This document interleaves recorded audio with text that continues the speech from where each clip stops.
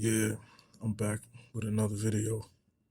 Um, I want to do a review of an album that I should have done a long time ago, back around April or whatever. And I was late for this shit. I ain't listened to this album in a long time since it came out recently. For all you Wu-Tang fans out there, you know what I'm saying. And for some heads that don't know, Killarmy, Full Metal Jacket. That's like their fourth album. You know what I mean?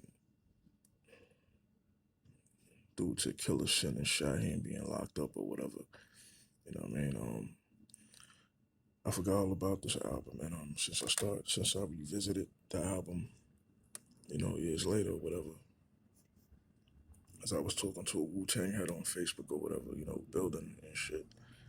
I just had to do a review on this, you know what I mean? It's kind of like, Night Prince stepped it up with the beats and shit, like he did off his last solo album, Madman's Revenge. Gotta revisit that album, but back to this, I'm gonna get straight to the point.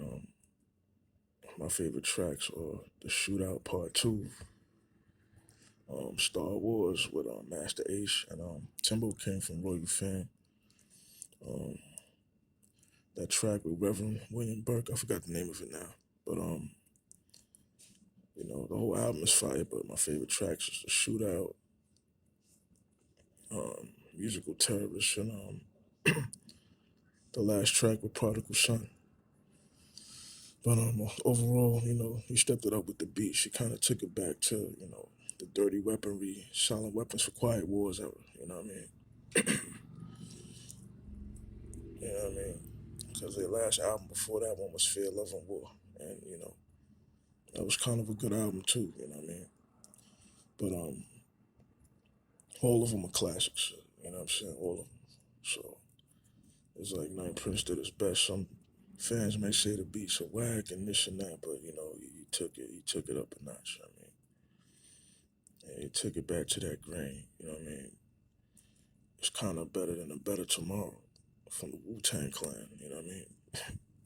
And that's a good album, but that's kind of like taking it a step further from that chamber right there. So, shouts out to Killer Arm and, you know what I mean, Night Prince and all of them. Killer Shen, Don Pacino, Shogun Assassin.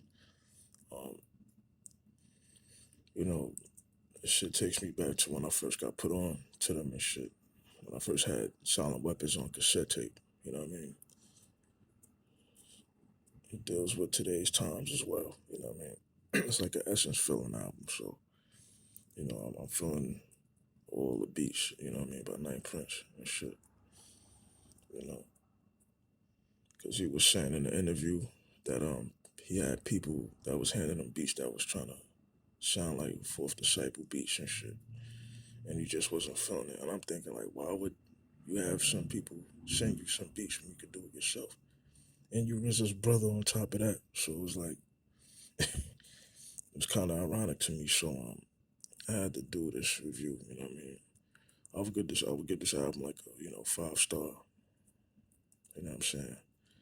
I gotta revisit Night Prince's last album, Madman's Revenge. For those of you true Killarmy fans that ain't really up on Night Prince solo efforts and shit, like Madman's Revenge got some shit, you know what I mean? You know what I mean? And I wish Killer Sin would have made a solo album, but doing his bids and shit like that, His rappers getting incarcerated, you know what I mean? It's kinda crazy, but I'm not gonna get into it. You know what I mean? It's not my personal biz. But my thoughts on the album is just what it is. Full Metal Jackets, you know what I mean? Killer Army. If y'all slept on that, check it out. You know what I mean? It's worth listening to. It's worth to have in your collection if you was to get the physical copy online, on Amazon or whatever. Because I'm gonna get mine. So